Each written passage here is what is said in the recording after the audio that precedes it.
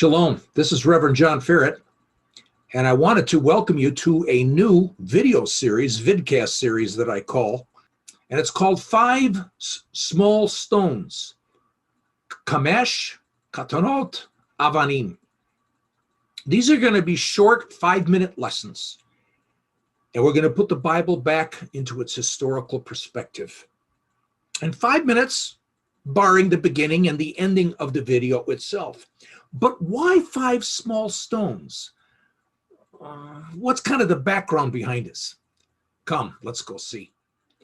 I want to take you to a place in the foothills of Israel.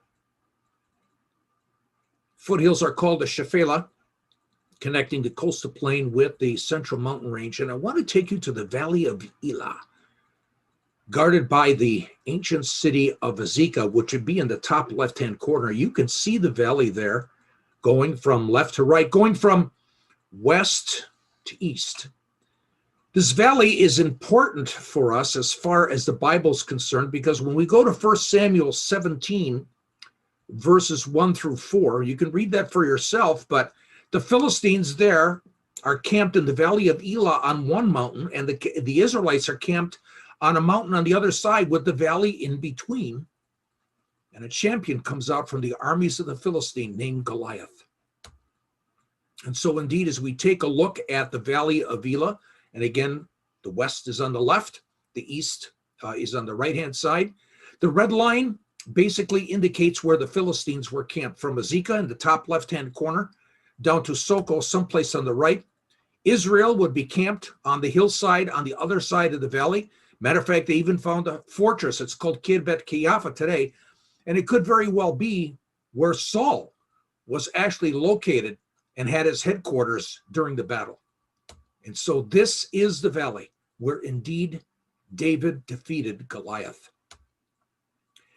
He took his stick in his hand, and right before he faced Goliath, he chose for himself 5 smooth stones from the brook. Actually, it's a wadi, and put them in a shepherd's bag, which he had, even in his pouch, and his sling was in his hand, and he approached the Philistine.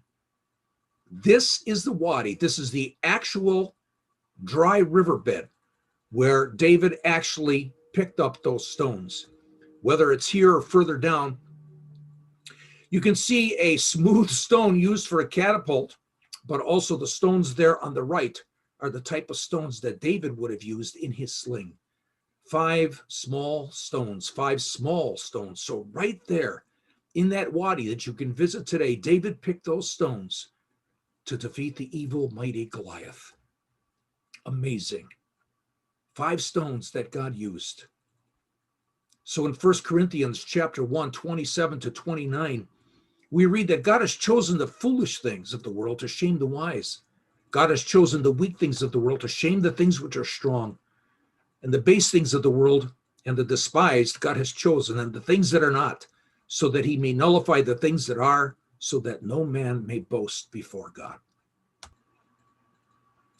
So I think you can see where I'm getting this idea of the 5 stones. For David, it was 5 smooth stones. And for this vidcast series, it's 5 small stones, each minute to be considered a stone that God can use so that he can help us understand the truth that sets us free, like the stones that he gave David to defeat the evil Goliath, so we disciples can live in such an evil and difficult days as today. So again, I will see you in episode 2. Shalom.